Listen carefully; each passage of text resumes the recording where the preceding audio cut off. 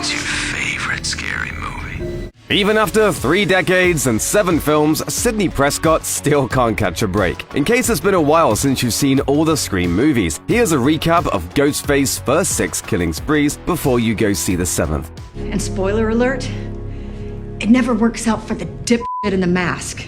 A small town, a troubled high schooler, and a sadistic killer. Put them all together and you've got a slasher movie on your hands. It's a tried and true formula that was used over and over again in the 80s and 90s, to the point that the subgenre had to start getting self-aware. A bunch of articulate teens sit around and deconstruct horror movies until Ghostface kills them one by one. It's been done to death. That might be the case, but the concept of a horror movie about horror movies was still pretty novel in 1996. That was when we first visited Woodsboro, California, a once idyllic town that found itself rocked by the grisly murder of one Maureen Prescott less than a year prior. Local man Cotton Weary, with whom Maureen was having an affair, is arrested for her murder. But unbeknownst to almost all of Woodsboro's citizens, including Maureen's traumatized daughter Sydney, the killer's rampage has only just begun. Scream made waves upon its debut for its opening fake-out, with famous then young adult star Drew Barrymore appearing just to get killed in the opening scene. She plays high schooler Casey Becker, whose conversation with a mysterious caller takes a sudden turn for the terrifying. What do you want? To see what your insides look like. After Casey sees her boyfriend Steve tied up on the patio, the caller forces her to play movie trivia, and when she gets an answer wrong, Steve's stomach gets cut open. She refuses to answer any more questions, so the killer, wearing a Ghostface costume, introduces her to the business end of his knife. News travels fast in Woodsboro in more ways than one. Not only does everyone in town seem to know about it just hours after it took place, but reporters and journalists waste no time rushing to the area to capitalize on the crime. One of them is Gail Weathers, who wrote a book about Maureen's affairs, making the claim that Cotton was falsely accused. The high school is crawling with cops the next day, and Sydney is called in for questioning during class. After school, Sydney, along with her boyfriend Billy Loomis, fellow couple Tatum Riley, and Stu Marker, and resident horror fanatic Randy Meeks discuss the killing, but not all of them seem all that shaken by it. Stu was with me last night, okay? Yeah, it was. Was that before or after he sliced and diced?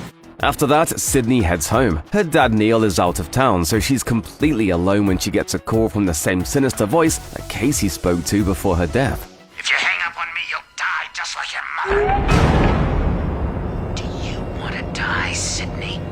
Ghostface isn't all talk. He jumps out of the closet and attacks Sydney, who fights back long enough to call 911. The killer disappears after a brief struggle, only for Billy to come crawling through the window seconds later. That's some convenient timing, and when a cell phone falls out of his pocket, she runs away. Not everyone had one back in 1996, so she actually had reason to be suspicious.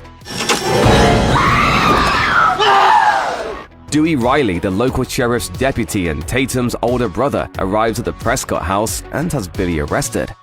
At the police station, Billy is held while the cops wait for his phone records to come in. Sydney runs into Gail outside and shows her how much she appreciates her pushy style of journalism. After that, she heads to the Riley house to try and decompress, but there's just one problem. Looks like you fingered the wrong guy. Again. The cops learn that the calls didn't come from Billy's phone, they came from Neil's, and no one's been able to reach him. So Billy gets released, just in time for Ghostface to strike again that day. After he unsuccessfully tries to kill Sydney once again in the school bathroom, the school's principal announces that all classes are cancelled until further notice. It's the last thing he does before he becomes Ghostface's next victim. There's a 9 o'clock curfew in Woodsboro, but that's not about to stop the local high schoolers from partying their little hearts out at Stu's house. Dewey and Gail decide to work together to keep an eye on things. Him for law enforcement reasons, her for journalism, and having a crush on Dewey reasons. She hides a camera inside, but it doesn't capture Ghostface cornering Tatum while she's grabbing drinks from the garage. Can I be the helpless victim? Okay, let's see. No, please don't kill me, Mr. Ghostface. I want to be in the sequel. After Ghostface kills Tatum by crushing her neck in the garage door, Billy arrives to talk things out with Sydney. They go upstairs and get hot and heavy, violating the first of Randy's rules for surviving a horror movie. Number 1, you can never have sex. Big no-no! Big no! I'm a dead man. If that wasn't bad enough, Number 2, you can never drink or do drugs. No, the sin factor. It's a sin. And finally, perhaps the most important rule of all, And number 3, never, ever, ever, under any circumstances say, I'll be right back. Because you won't be back. Randy's rules set the stage for the slaughter to come, and as the series goes on, the list only gets longer. I'll be right back. As the party winds down and Dewey and Gale leave the area to investigate a car, Ghostface attacks Billy and chases Sydney outside. She tries to get Gale's cameraman Kenny to help her, only for Ghostface to slit his throat. Dewey and Gale get back from kissing in the woods to find that all hell has broken loose. Gale crashes her news van trying to get away, and Dewey gets stabbed in the back. Sydney narrowly escapes Ghostface's attempts to cut her open in Dewey's police cruiser, grabs Dewey's gun, and responds to Stu and Randy's attempts to implicate each other with You both. Billy comes tumbling down the stairs and gets Sydney, who's not thinking too hard about how in the world he managed to stay alive, to give him the gun. He uses it to shoot Randy, revealing himself as the killer. Well, one of the killers. Help me, please. Surprise, Sydney. Billy and Stu reveal the truth. In retaliation for Maureen having an affair with Billy's dad, they killed her and framed Cotton for the murder. Now they're planning to do the same thing again, but this time they're going to pin it on Neil. Unfortunately for them, they're too busy acting like psychopaths to notice Gale sneaking back into the house and taking the gun. So they turn their attention to Gale, only for their one-track minds to lose track of Sydney and Neil. That's when they get a phone call. We're gonna play a little game. It's called Guess who just called the police and reported you? Sorry, motherfucking ass! Sydney puts on the Ghostface costume to beat the crap out of Billy, then caves in Stu's head with a TV. Just before Billy can stab her to death, Gale kills him with a bullet. Sort of. Careful. This is the moment when the supposedly dead killer comes back to life for one last scare. Neil survives, Randy survives, Dewey survives, and that's a wrap on Scream. 1 down, 5 to go. The Woodsboro Massacre shocks the nation, so much so that Hollywood rushes out an exploitative slasher movie based on the killings called Stab. It's at an early screening of Stab where 2 students at Windsor College, Phil Stevens and Maureen Evans, are killed by someone in a Ghostface costume. It could be literally anyone, since they're literally giving them out at the door. Things have changed since Billy and Stu died. Sydney enrolled at Windsor, where she became roommates with Hallie McDaniel and started dating her classmate, Derek Feldman. Randy is also attending Windsor, taking film classes, unsurprisingly, along with fellow students Mickey Altieri and Cece Cooper. Are you suggesting that someone's trying to make a real-life sequel? Stab 2? Who'd want to do that? Sequels suck. No, wow. Come on, man. Meanwhile, Cotton, now a free man, has been trying to parlay his story into a media career. History repeats itself. Reporters once again descend upon Sydney's school, Gale among them. This time, she's joined by local writer Debbie Salt, who tries a little too hard to impress her. Begin quote. Great. Your flattering remarks are both desperate and obvious. End quote. And of course, where Gale goes, Dewey isn't far behind. Both of them are there to talk to Sydney, although Dewey's motivations are a little more pure, as Gale ambushes her with Cotton in tow. That night, Cece is killed after getting a call from Ghostface. It's happening again, isn't it? You'd love that, wouldn't you? Ghostface wastes no time coming for Sydney next, but all he's able to do is slash up Derek a bit before the cops arrive. When Gale learns that Cece's real name was Casey, she puts the pieces together. The killer is targeting people with the same names as the original Woodsboro victims. When Randy learns that a real-life sequel is in progress, he makes sure to lay out the rules for horror follow-ups. Number 1, the body count is always bigger. Number 2, the death scenes are always much more elaborate. More blood, more gore. Carnage, candy. Randy, Dewey, and Gale are out theorizing the next victim when Ghostface gives them a call. The killer throws a wrench into the pattern by pulling Randy into a news van and stabbing him to death. After a trip to the police station, Dewey and Gale are also attacked, with Dewey being stabbed once again. As Derek gets tied up and hazed by his fraternity brothers, Ghostface commandeers the car that Sydney is in, killing the 2 officers in the front seat before murdering Hallie. Ghostface leads Sydney to the school's auditorium, where she finds Derek incapacitated, right where he wants them for the big reveal.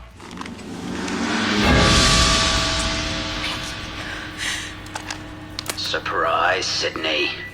But just like the first time, there are two killers working together. Mickey tries to convince Sidney that his partner is Derek, until he kills him and admonishes her for ever distrusting him. He lays out his appropriately twisted reason for why he became a serial killer, and why he wants to get caught. I've got my whole defense planned out. I'm gonna blame the movies. It's pretty cool, huh? So, who's Mickey's partner anyway? That would be Debbie, the journalist who's been hounding Gale, but her real name is Nancy Loomis. Billy's mother! Nice twist, huh? Didn't see it coming, did ya? Nancy's motive is a little more straightforward. Good old-fashioned revenge on the girl that killed her son. Conveniently ignoring the fact that Billy blamed his homicidal tendencies on his mom's absence, Nancy turns on Mickey, who in turn shoots Gale. After a fight that completely destroys the set of the drama department's upcoming play, Cotton arrives, and even though Nancy reminds him that Sidney sent him to prison, he does the right thing, but only after Sidney agrees to appear on TV with him. Wow. That was intense. Gale survives, Dewey survives, and Cotton gets his time in the spotlight. In Scream 3, Cotton's 15 minutes of fame end abruptly when he and his girlfriend get got by Ghostface. Detective Mark Kincaid asks Gale to identify a woman in a photo that the killer left at the crime scene, which she recognizes to be Maureen Prescott. In search of the next story, Gale and her terrible new bangs travel to Hollywood, where she finds a familiar face on the set of Stab 3, Return to Woodsboro. You work here? Yeah. The movie needed a technical advisor, someone who went through the real experience, knew the real people. Gale and Dewey had apparently tried dating, but it didn't work out. Unfortunately for him, his new job is over after Sarah Darling, one of the actors in Stab 3, is killed by Ghostface for real. The production is shut down, much to the chagrin of director Roman Bridger, since Cotton had recently filmed a cameo appearance in Stab 3 before his death. Actor Jennifer Jo Lee, who's playing Gale, comes to a chilling realization. Cotton weary, Sarah Darling, don't you get it? Someone's killing them in the order they die in the movie. Jennifer is next, in one version of the script. There are 3 floating around, meaning that no one knows who the next victim will be. So what's Sidney been up to? She's been in hiding, using a fake name and trying to help women in crisis from the comfort of her new home as a hotline operator. Unfortunately for her, she's pulled back into the Ghostface case when the killer manages to get her number. If that isn't terrifying enough, she learns that Ghostface has also figured out how to copy people's voices, in this case, Maureen Prescott's. Are you listening to me? Huh? Who is this? It's Mother, Laura. Ghostface's next move is to head to Jennifer's home, where he kills her bodyguard and the actor playing Dewey. Despite the danger, that's Sidney's cue to come out of hiding. The killer called me. What? Yeah, he found me. I'm no more safe there than I am here, and at least here I'm not alone. The group also gets a surprise visit from Martha Meeks, who reveals that her brother Randy left recorded a tape to be viewed in the event of his death. A tape with, you guessed it, more rules. This time they're for the concluding chapter in a trilogy, which is what Scream 3 was supposed to be, until it wasn't. 1, you got a killer who's gonna be superhuman. Stabbing him won't work, shooting him won't work. Basically in the third one, you gotta cryogenically freeze his head, decapitate him, or blow him up. That's pretty scary, but even scarier is... Number 2, anyone, including the main character, can die. This means you, Sid. I'm sorry. It's the final chapter. And perhaps most relevant to the situation... Number 3, the past will come back to bite you in the ass. Whatever you think you know about the past, forget it. The past is not at rest. After bribing an archivist at Sunrise Studios, Gale and Jennifer learn that Maureen had a brief acting career under the name Rena Reynolds. She made 3 horror movies with the same producer as the Stab movies, John Milton. In what might be the most meta moment in the entire Scream franchise, Sidney is chased by Ghostface through Stab 3's recreation of Woodsboro, complete with her childhood bedroom. When Gale, Jennifer, and Dewey confront Milton about his relationship with Maureen, he reveals that he did know her, and that she left the industry after being assaulted at one of his parties. Rena Reynolds wouldn't play by the rules. You want to get ahead in Hollywood? You gotta play the game, or go home. Ghostface strikes again at Milton's house during Roman's birthday party. He kills Jennifer and the other remaining cast members and ties up Gale and Dewey before calling Sidney to Milton's secret screening room. That's when Ghostface reveals the truth for the 3rd time. Roman Bridger, director. And brother. Turns out that Roman is Maureen's son, born and put up for adoption after Milton assaulted her at a party, and Roman tracked her down. She refused to reconcile, so naturally, he went on a murderous rampage. It didn't start with Cotton either. He manipulated Billy into killing Maureen by showing him proof of his dad's affair. This is all because of you. I'm a director, Sid. I direct.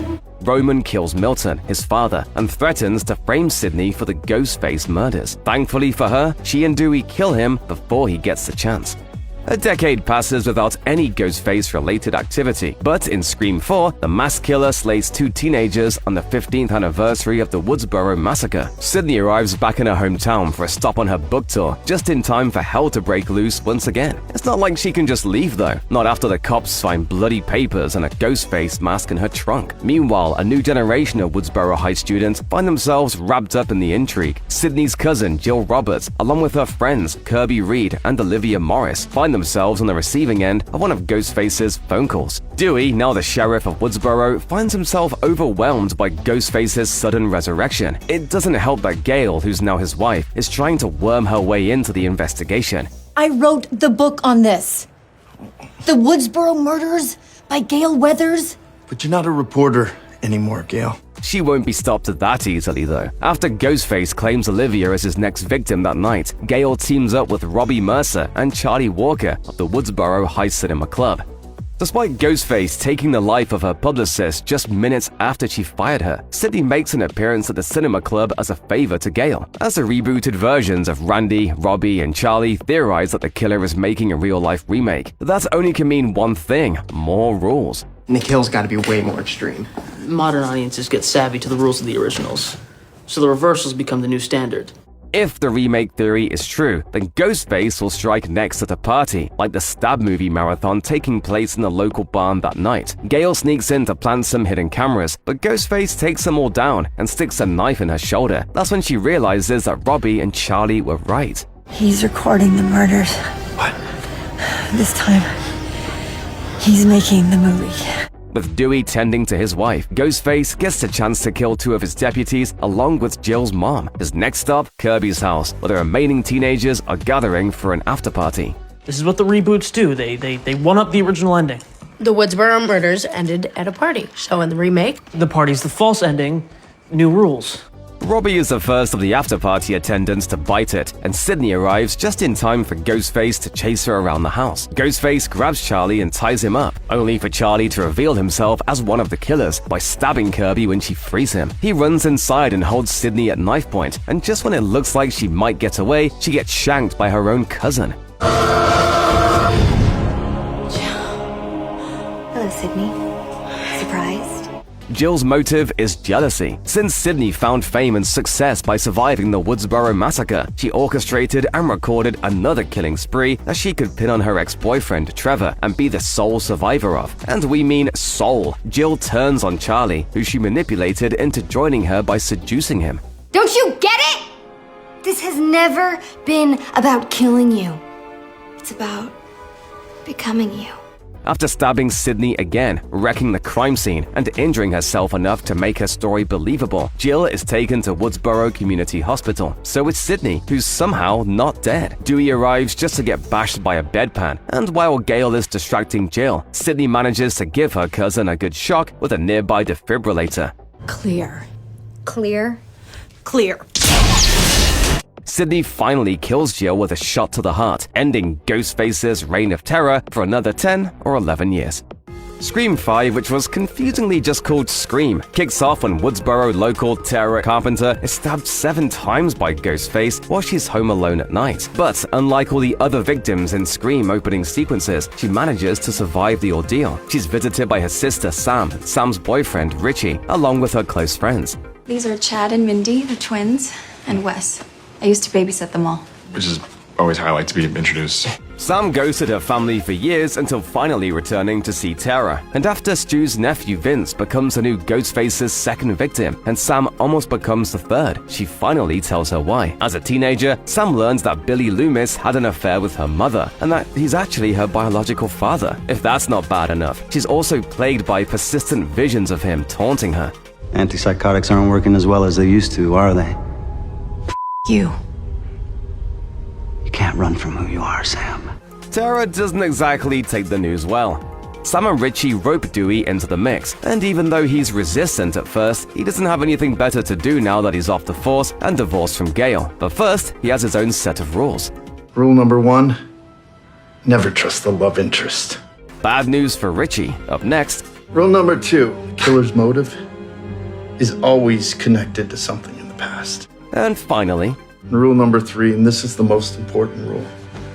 The first victim always has a friend group that the killer is a part of.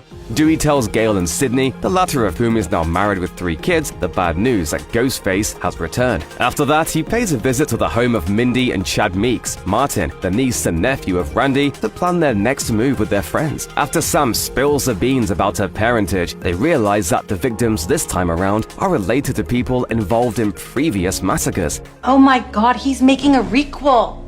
A what? Or a legacy sequel. Fans are torn on the terminology. Please speak English. Mindy explains that the last Stab movie got a lot of hate from die-hard fans, and she theorizes that the new Ghostface is trying to bring his vision of a proper follow-up to life. I'm caught in the middle of fan fiction? Not just in the middle, Sam. You're the star.